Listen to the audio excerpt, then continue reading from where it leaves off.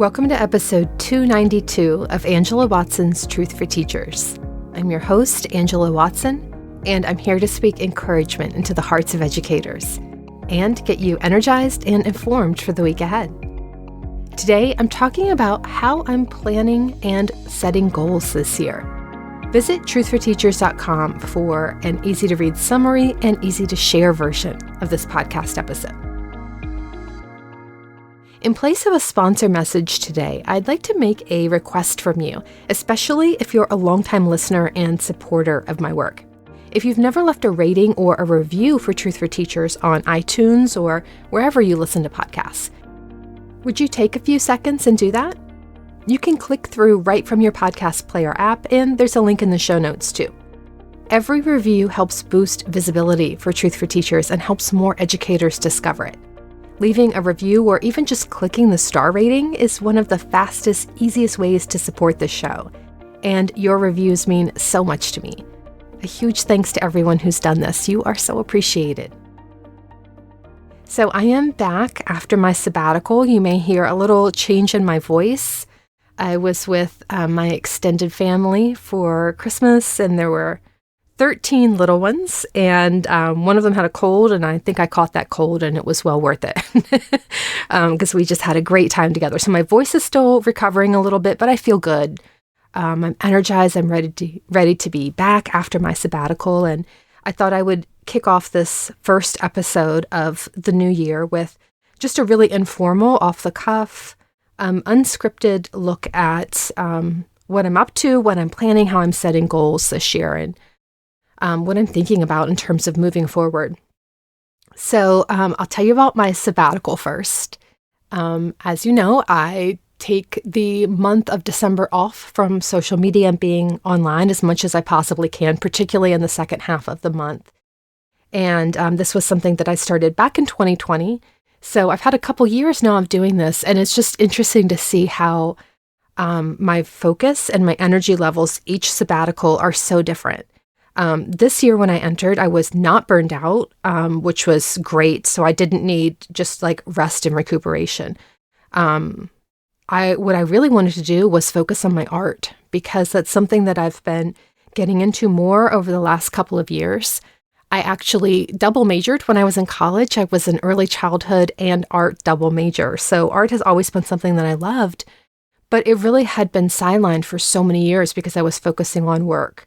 And this December, I really, I got my supplies organized. I really reduced the friction around accessing them. So, I can get to them easily and put them away easily, which encourages me to make art. I started working on sketchbooks. So Laura Horn is an artist that I like. She has an online course called Sketchbook Sanctuary that I took, which is about how to have a mixed media sketchbook that you just do right at your dining room table. So you're not like cut off from everyone else in the household.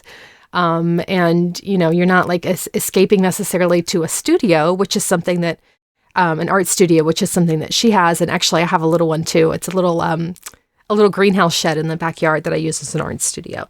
But this is something where you can just casually make art as breaks, So for example, instead of like sitting down on the couch and scrolling through Instagram or something, I can just go over to the dining room table, sit down and work for a few minutes in the sketchbook, and then let it dry while I go off and do whatever else needs to be done, make dinner, answer emails, whatever, and come back and work a little more. And that has been a really cool process. I really got into sketchbooks in December. I also was organizing my house. I just have a number of just closets and supplies that just were just a mess, and I needed to go through them. So I cleaned out my clothes. I organized things like the batteries, the spare batteries, and screws and nails and miscellaneous like things for like hanging pictures and art and things like that. So it was the kind of stuff where in the regular rhythm of daily life, getting spare batteries organized is not exactly like a thrilling thing, and it's not going to be a top priority because I have work that I need to do. And then when I'm done with that work, I want to enjoy my life as much as possible. I need some downtime. But because I was not working, I was able to sort of focus on these things. And it is so nice now when I need something to open these closets and know where things are, and to feel like when I'm done with something, I can put it back where it belongs because things are properly labeled and organized and easy to find. So I bought a label maker and ended up returning it. I was like, this is too fussy for me. Like, I'm just like handwriting on labels.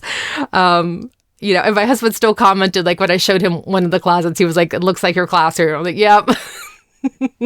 The teacher organization mindset is still there. So that's what I was doing during my sabbatical. It was organizing, especially in the first half of the month, a lot of art. And then the last week was my husband and I went down to the Shenandoah Valley in Virginia. That's where my family is rooted.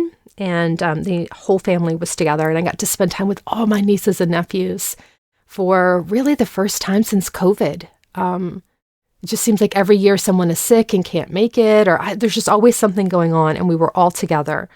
And it was just such a delight, particularly for me and my husband, since we don't have kids of our own, to get to be, in that role. They call me Tia Angie. So to be Tia Angie for a while was just such a lovely departure from my normal routines. And I'm back now. In January, just feeling energized, ready to go, and excited about doing some new things. So let's talk about those new things and how I'm planning. My goal this year is really flexible intentionality. So I want to be intentional with what I'm focusing on, how I'm using my time, but I also want to be really flexible with it. I want to hold things loosely. I want to have ideas and goals, but be willing to change them as needed, and to really make those decisions from a place of purpose. I think of this as my intentions sort of carving out the path and flexibility paving the way.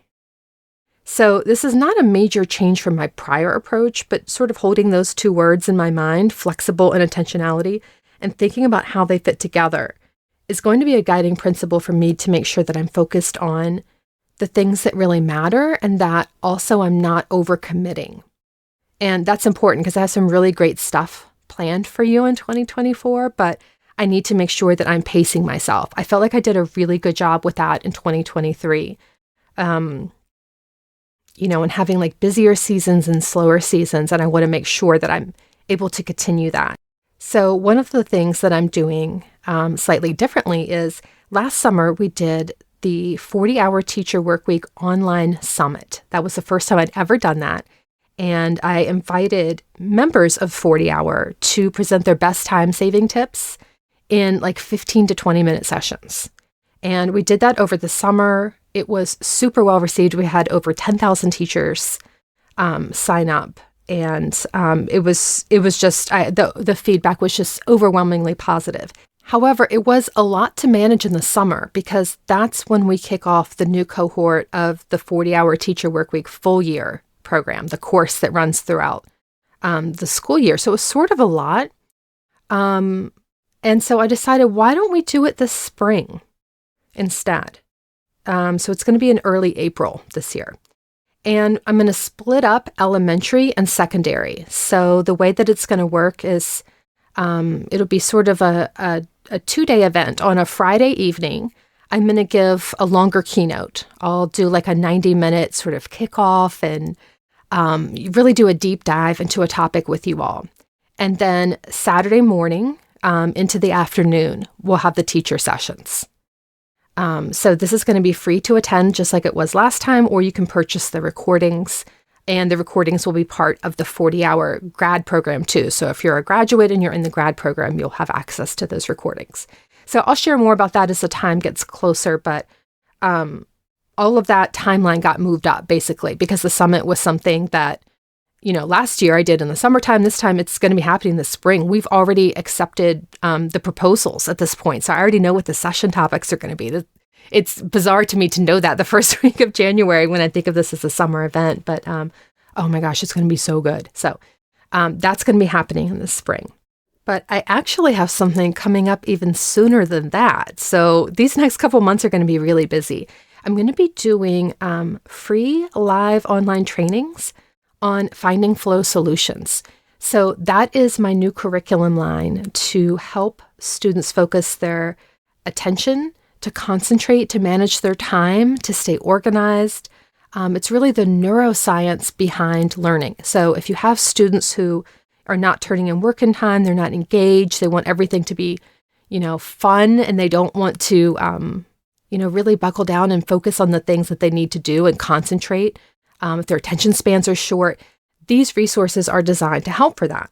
So I started doing workshops on finding flow solutions in schools this past fall, and I love it. It's just really cool because, a lot of times when you go to a workshop, you're taught how to do something, but then you still have to figure out, how am I going to implement this with my students? And because this is a ready-to-use curriculum that I just give to participants of the workshops, they have the tools already. So they're not scrambling to remember, okay, how do I explain this? Or what do I do next? Or what order? The way the curriculum works is for middle and high school students right now is there's a student journal and there's an interactive PowerPoint. And so you just show the slideshow to your students basically, and it guides you through each activity and everything that you're going to say to students. It has videos and audio embedded in it. It basically teaches the lesson for you. It guides you through the entire thing. And then the student journal is their practice activities, and reflections and things like that. So we do some of those in the workshop. So teachers get to experience it too, because these are all things that we need help with too, right? Like we also have trouble just focusing and getting our work done. We also get distracted and don't manage our time well. This is something that is, is true for all humans, not just for kids and not just for this, for this new generation. It's something we all struggle with. So it was really fun to do it with the teachers and I could see the looks on their faces when they imagined doing this with their students. Like each time that we did an activity there, and they could see the aha moments that they were having, they were picturing the aha moments their students were having. And like, oh my gosh, this is going to be so good. They're going to get so much out of this. So that was really fun. And I was thinking, I really want to do this with more people because, not every school can afford to bring me out to do that. And I was thinking, what, I should do this online. I should totally do this online. It's not going to be the same, but, I can create an interactive workshop online, one for high school teachers and one for middle school teachers. So the idea is that you attend this free online training. It's probably going to be pretty short, maybe 90 minutes or something like that. The one for high school teachers is going to be February 3rd, and the one for middle school teachers is going to be February 10th. And replays will be available of it.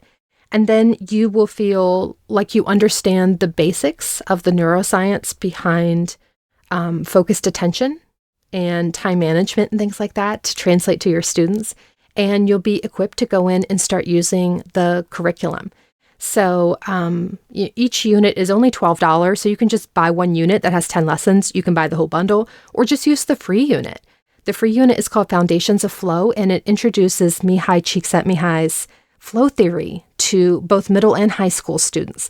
So you can come to the training, you can learn more about this stuff, and then use that free unit with your students. So I'm excited about it because, like I said, it's just really fun for me to do, and it's something I'm super passionate about.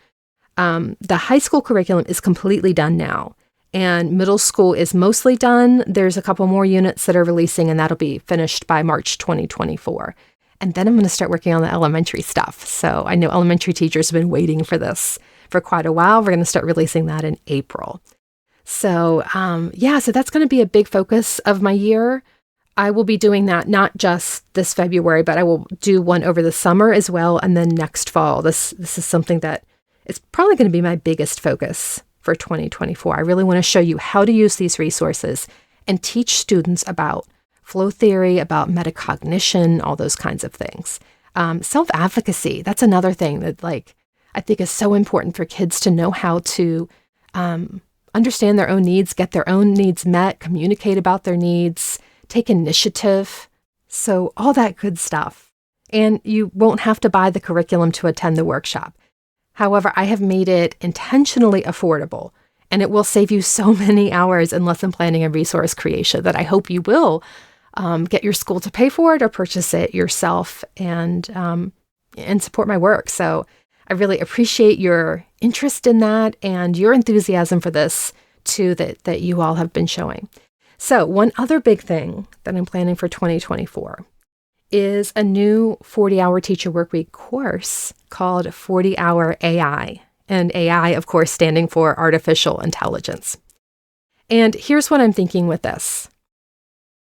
If you invest 1 hour each month next school year, you will feel confident using AI to teach more effectively and efficiently. That's the goal. There's a lot of trainings out there for teachers on AI. This one is going to be specifically on how you can use it to trim hours off your work week. So it's all about teacher time saving. This is not about using it with students in the classroom. There's lots of great trainings on that out there. Or, any other aspect. There's so many aspects of AI. This is purely on saving you time. And what I hear most from teachers is that they don't have time to experiment with AI. It is evolving so quickly. There's so many new AI-powered tools for educators, they don't know where to start. And I also hear that folks try it out and then they aren't happy with the results. It's not actually saving them time. And they're like, this is crap. I should have just written it from scratch myself. And the thing that I know myself from having used a lot of different AI tools is that it does take time to experiment. And you do have to, know how to refine your prompts. You have to know which tools to use for which tasks. And when do teachers have time to do that? So that's what I want to build in the time for. I want to be your trusted guide through the world of generative AI. I am not going to teach you every tool and every possibility. I am going to give you the best ideas that I have curated for saving you time. So in the 40-hour AI course, each month there's going to be a 30-minute live online training that I conduct on how to use AI to save time on that month's focus topic. So in the full year program, we spend like 1 month on lesson planning, 1 on grading. So there will be a 30-minute live online supplementary training on AI. So how would we save time grading with AI? And then after the 30-minute training, you can log off or you can stick around and try out the ideas right away. I will stay online for you to ask questions and get more assistance with tasks related to your specific teaching context. So the idea is that you can spend that 30 minutes learning. That's all it takes, 30 minutes a month, and then dedicate that extra 30 minutes to actually experimenting if you want to. So that would be just 1 hour a month. And I think you will walk away feeling like, okay, I understand what's out there. I understand what can be done. And I feel confident in this without it taking over my life, because I don't want AI to be the center of my teaching or the center of my world. I just want to know how it can be useful for me, how it can improve my teaching, how it can, accelerate my tasks and reduce my workload. So that's what I really want to teach you.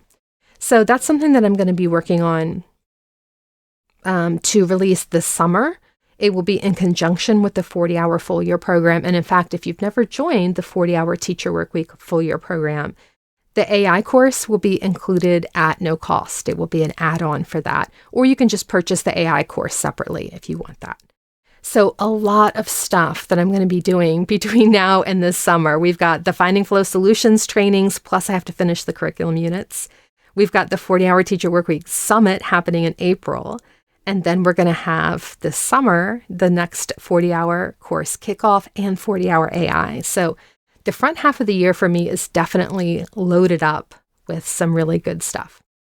The last thing that I am planning on for 2024 is, I feel like I've got on the podcast and talked about this so many times and it's still not happening, but I still want to offer healing nature retreats for educators. And I hope to do the very first one locally in the Poconos in Pennsylvania. It's the eastern part of Pennsylvania. It's about 2 hours from Philly and 2 hours from NYC.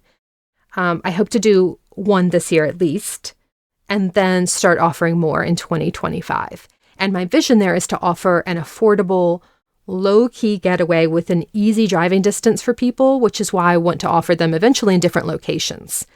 But I'll start with my own area that I know best. I'd like to offer an easy hike to my favorite waterfall, a yoga class with my favorite yoga teacher, a meditation class, art therapy, sound bath therapy, all as optional included activities. This has been a dream of mine for a really long time, but there's a steep learning curve. There's a lot of logistics to figure out. So I want to try just one locally this year and then expand in 2025. So we'll see, because I already told you how much I have sort of front loaded for the first half of this year. And that retreat should probably be in summer, but maybe it'll be in fall. Stay tuned for that. It's still on my radar. That's my point. So that's where I'm at as we head into 2024. I also have some fantastic podcast guests lined up for you. I'm going to continue releasing the new episodes here bi-weekly. And the Truth for Teachers Daily Encouragement podcast will also be continuing through June 7th. That's going to be the last day. So that's the podcast that you can subscribe to for $3.99 a month through Spotify, where you get a new message of encouragement every weekday. So that is continuing. And also I have by popular demand, I have a one-time payment option. So for people who don't like having the $3.99 a month or don't want to go through Spotify, they just want to pay one time upfront to me. I'll put a link for that in the show notes too. So if you want to get those episodes, as I said, I'm only doing it for this school year. So it's going to be ending in June. If you want to have those daily encouraging messages from now through June, you have the option to get that. So I'm going to keep working on that podcast just for a little boost of encouragement and motivation each weekday. So that link is in the show notes, or go to truthforteachers.com/daily encouragement. Your takeaway truth for the week ahead is a callback to my theme of flexible intentionality. And it's this: as we step into the new year, remember that intentions carve the path and flexibility paves the way. Have a great week. You can do this. And remember, it's not going to be easy. It's going to be worth it.